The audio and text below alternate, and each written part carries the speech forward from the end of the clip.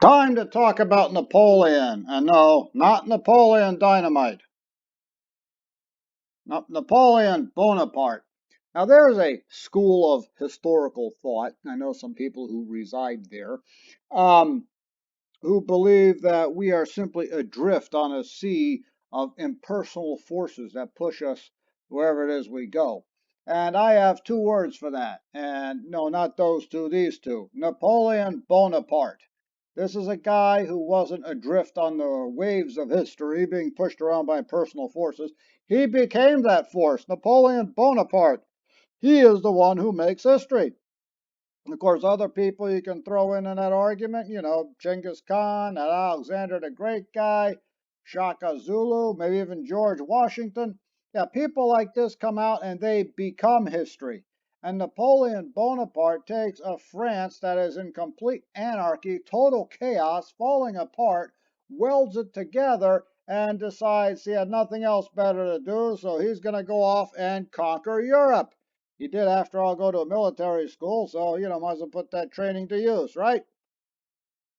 Now, the French government, we got a revolving door, man. They are constantly hiring over there. The Bourbon monarchy has been involved in some way, shape, or form, even as minor nobility, as far back as the 1200s.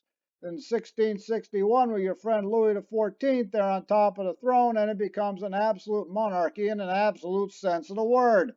Louis XIV, 15, and 16. In 1791, we have a constitutional monarchy as the French Revolution explodes into the world in 1789. It's still somewhat orderly.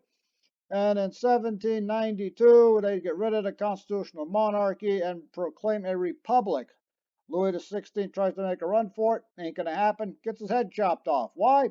Because the Republic is complete with a Committee for Public Safety. KGB, secret police, anybody?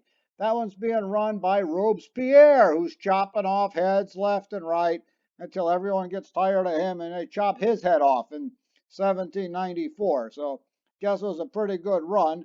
Of course, the whole Republic lasts until 1795. They scrapped that, and now we have the Directory from 1795 to 1799. In other words, five people are running the country, kind of like ICM boardroom sort of thing, the Directory, right? Now, a guy who is rising up in the ranks and becoming more and more popular through military victories, i.e., see Julius Caesar, is a guy named Napoleon Bonaparte. He's been fighting against everybody, because France is fighting everybody, the British, the Prussians, the Austrians, and he's doing most of his battles down in Italy, and he's winning big. And he's becoming very popular, and people are trying to keep him kind of away from the government because they're afraid he's going to pull a Julius Caesar, come back and overthrow the government, which is exactly what he's going to do in 1799. He overthrows the Directory, and we establish the consulates, 1799 to 1804. And guess who's first consul? Yeah, our friend Napoleon. He's trying to make it look like it's some sort of a republic. There is a constitution, there are written rules of government, and he decides to drop the whole charade in 1804 and call it the French Empire. He crowns himself Emperor of the French, not King of France, Emperor of the French. They still don't want to mess with this monarchy kind of stuff, right? But he's going to be out there conquering stuff left and right, and he's doing it for France. I'm sure he wants some personal glory in there too, and it must have worked because we're actually talking about him. All right, here's Napoleon does a really good job, as you can tell by looking at the map. And you're going to want to take a picture of this map because we're going to be referring back to this thing. So take a picture, sketch it, memorize it, do what it is you got to do. Man, look at France. He is going to do a really good job. Search you about Napoleon. Hey, you pay your French taxes. This guy's all in. Napoleon, living in the moment. Look what you can do when you're not hooked onto your cell phone all day. Now, remember the Holy Roman Empire thing? Yeah, he finally puts that out of the misery and declares it to be the Confederation of the Rhine. Now, remember, France is fighting the British. They're fighting the Spanish. They're fighting Austria. They're fighting Prussia. They're fighting the Austrians down in Italy. They're fighting Austria and Prussia in Germany. The British are mixed up kind of all over the place. So Napoleon goes across the Rhine, And the old Holy Roman Empire, which exists kind of in name only, he just finally puts that thing out of its misery and reorganized as Confederation of the Rhine. This is an allied nation, he's already created a French empire, he's created a whole nother nation here. And it's created as a buffer zone against the Austrians and the Prussians. Or, in the way Napoleon thinks, is a launch pad against the Austrians and the Prussians. Well, in 1802, there's peace briefly, the Peace of Ames. So there's like a 8-month peace here between France and everybody. France and Britain, these are the two heavyweights going after each other because they don't like each other too much. And the French are still in the German state of Hanover, which, of course, is supposed to belong to Great Britain because they have a personal union with the monarchy over there. So in 1802, they have a peace treaty. In 1803, they're back at war with the British and everybody else. Kind of like halftime at the Super Bowl, I guess. In 1805, the French and Spanish fleet is destroyed at Trafalgar there by Admiral Nelson. So that precludes any kind of an invasion of Great Britain. They can't really walk on water. But that same year, Napoleon has a fantastic, a huge victory at Austerlitz, defeating the Russians and Austrians at the same time. Down goes Austria, and Russia decides they're going to have enough of this, and they just back away for a while. 1807, they're still fighting as late as that. But Russia signs a peace treaty with the French. Austria is basically under French control. In 1806, the Battle of Jena. Yeah, Prussia's got a good army, but they're going up against Napoleon, man. Napoleon wins, Prussia's defeated. Look at this. They're just spreading their way across Europe. They've beaten Austria. They've beaten Prussia. They've got most of Italy under their control. Germany's under control. They take over the Netherlands. I mean, this guy's a juggernaut. You can't stop him. The only one they can't seem to get a shot at's the British. But even Britain's like, at least they can't come across the channel after us. So even Britain's having some trouble with this guy. The more I think about it, sounds like the New England Patriots, doesn't it? Alrighty, blockade times. Well, since Napoleon can't really invade Great Britain, he has what he declares the continental system. Nobody in French-controlled Europe, which is basically all of Europe, is allowed to trade with the British. He's going to strangle their economy and bring them to the bargaining table. The British issue the orders in council. They're going to blockade French Europe. Now, here's the problem. France's navy is smaller than the Royal Navy. They can't really blockade Britain. They can scream and yell, but they can't really do it. Britain can blockade France, but it's kind of hard to blockade all of Europe. So the only people that really get hurt in this are the Americans. This impacts American history because we try to trade with the French and the British jump our ships. We try to trade with the British. The French get a ship here and there. We got mad and shot at them for a while, but the British are the worst offenders, and they're trying to take over our own economy, even though we're a free country, and this will lead to the War of 1812. Didn't really bother the British that much, kind of an annoyance, because France is the real enemy. So France cannot blockade Britain. Royal Navy can blockade France, but like I said, they got the rest of Europe to draw supplies from. Now, other countries will be hurt by this stuff. Portugal is one of them. They decide they're not listening to France's continental system. Why? They're very far from France. They got to, the French have to cross Spain to even get there. Portugal and Spain have been friends for a long time, so they're going to keep trading with the British. Napoleon decides he has to invade Portugal, but to get there, he has to cross Spain, and they sign the Treaty of Fontainebleau, which really upsets the people of Spain because now you're allowing French soldiers to come through, 120,000 of them, and it makes it look like, that you've just turned into a French puppet. So they revolt in 1808, the Mutiny of Arigens. Things get really crazy when Napoleon calls in Charles IV, King of Spain, and Ferdinand VII, it's his son, and he forces them both to abdicate the throne. And who do they give it to? That's right, we give the throne of Spain to Napoleon Bonaparte's unemployed brother, Joseph Napoleon. Great, now we've got a new monarchy in Spain, and it's not even Spanish. Hence the revolt. And now Spain turns into one big loony bin. So the French wanted to cross to attack Portugal. Now they got to fight their way across Spain before they get anywhere near Portugal. And now the British show up in Portugal and Spain to fight the French. So instead of crossing Spain to fight Portugal, they're fighting in Spain, they're fighting Portugal, and now the British have shown up.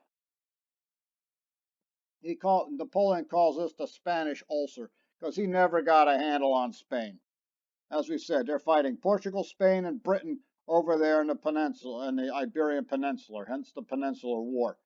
And it's very funny if Spain and Britain can't stand each other. But when Napoleon takes the country over, suddenly they're getting along with each other, right?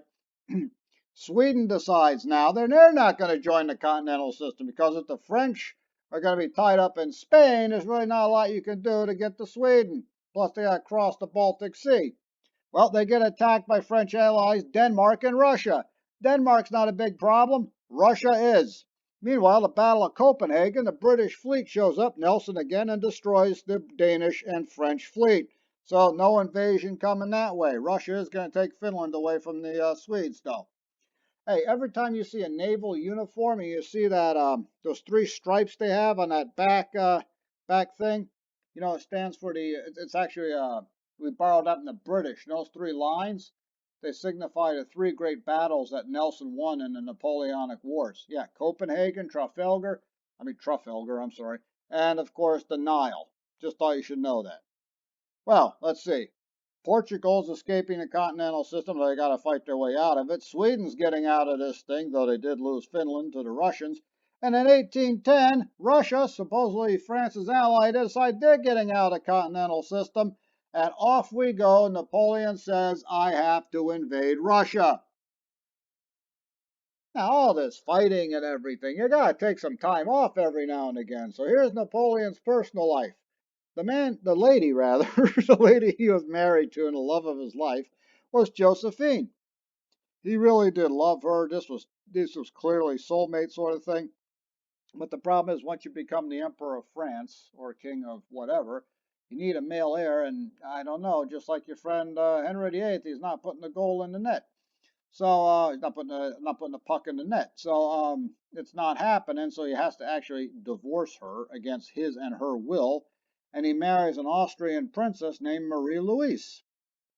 Yeah. Now let's see. You've got a French monarchy kind of thing. You married an Austrian princess. It sounds like Louis XVI all over again. But nonetheless, she's considerably younger, and they do have a son who's going to be Napoleon II. He's never going to get the throne, though, because you know how this is going to turn out. He dies in 1831, by the way. So even Napoleon's got a personal life going on over here. He's got to start. He's trying to think about the future. And right now, the future is getting really murky there with the Peninsula War, and I got to figure out what to do with Russia. So he decides to invade Russia. 22nd day of June, 1812, he invades Russia. 22nd day of June, 1941, Hitler invaded Russia too. Same day. Hey, same result. How do I know it's June 22nd? It's my wife's birthday. Yep, got no choice on that one. Nonetheless, Napoleon invades Russia, and we know how this is going to go. He actually is succeeding. He's winning battles, Borodino and Smolensk and all these places. And he actually marches into Moscow. He takes Moscow from the Russians, and the Russians burn it down around him because it was getting very late in the year. By the time he started in June, by the time he got to Moscow, it's already October. He's in there, the snow's coming down, everything's happening, so they figured it was hiding the buildings for the winter. Nope, they burned Moscow down around him, right? So they have to march their way back to France in this horrible weather, and guess who's over there taking shots at him every step of the way? You got it, the Russians. They're used to this weather. Why? They live there. Because, it's Russia. This is going to completely destroy Napoleon's army, the Grand Army, over 500,000 soldiers, and this thing just gets chewed up to pieces, and very few of them are going to stagger home, and some of them deserted and got away, but as an effective force, this thing is destroyed, and Napoleon's army will never be the same. So everything's starting to collapse after the invasion of Russia in 1812. They had the huge defeat in Russia. The Peninsular War is still raging on. He keeps winning, but he can't deliver a knockout blow in Spain. He took a swing at the Russians, and the Russians hit him back pretty hard. So in 1813, suddenly Prussia breaks loose out of French control, especially when half the army got destroyed in Russia. And now Britain, Prussia, and Russia declare war on France. Austria hangs back because, Marie Louise is there. But sooner or later they're going to join in too. And it's a long, brutal story, Battle of Leipzig and the Battle of the Nations and everything. But they're actually going to push Napoleon all the way back. And you have the Battle of Paris and the outskirts of Paris. And Napoleon is finally defeated. In April of 1814, he surrenders, and they send him to the island of Elba, down in the Mediterranean. Now, remember, Napoleon isn't even French. He's actually Corsican, but turned out to be a really big French nationalist. They let him rule the island of Elba. Some people think it was an insult. Some people think it was, what else is this guy going to do? Give him something to do. Off he goes. Now, what they do in France? Well, remember, they want to put a monarch back on the throne, and that's what they do. It's Louis the 18th. Louis the 17th never had a chance to rule there. So Louis the 18th gets put on the throne of France, and the people of France are not happy about it. Napoleon senses an opportunity, sets sail from Elba, lands in Marseilles. The French army is sent to stop him. He opens his shirt and yells, "Will you shoot your former generals?" They said no. They join him, and here we go again, man. Just when you thought it was over, Napoleon's back. They call it the 100 Days. Actually, it was 94, but hey, who's counting? Well, he's eventually going to lose at Waterloo to the Duke of Wellington of Great Britain and Marshal Blucher from Prussia in June of 1815. This time they send him into the middle of nowhere island called St. Helena, out in the middle of the South Atlantic. He's going to die there in 1821. Say what you will about Napoleon, no one is ever going to forget this guy. There's somebody worse showing up in the 20th century, but nonetheless, Napoleon is somebody no one's going to forget. You say that name and boom, people know who you're talking about. So I saying Alexander the Great or Tom Brady. Now, Russia, Prussia, and Austria signed the Holy Alliance after they finally defeated Napoleon. This is to make sure that Europe is not infected by this crazy democracy stuff and revolution and secularism. They're going to make sure this doesn't happen. Any place that looks like they're going to be a revolution, Russia, Prussia, and Austria are going to come down on it in full force. Later on, this evolves into what we call the Concert of Europe. All of the great powers, Russia, Prussia, Austria, and Great Britain joins. They get together to make sure there is never another general war in Europe again. They're going to make sure that there is a balance of power. And anything that looks like democracy or revolution, they're going to come down on it like a ton of bricks. In other words, they are trying to stop the clock. Okay, but we know that's not going to happen. All right, it's going to go forward whether you like it or not. So you might as well get ahead of the curve. But nonetheless, the Concert of Europe, Britain, Russia, Prussia, and Austria are going to try to prevent a general war in Europe and make sure its democracy stuff doesn't get out of hands. And it's going to be called the Vienna system. But most people like Concert of Europe. In 1818, France is considered rehabilitated. And of course, it's a monarchy. So now they're allowed into the club. And as a matter of fact, there's a revolution in Spain in 1818, and they send the French to go put it down. The French do it. Hey, they get to stay in the club. So that's what Napoleon was doing. And if they thought the whole thing about revolutions was over, forget it. There's a lot more coming because once history starts rolling forward, you can either roll with it or get crushed by the wheels. Have a great day.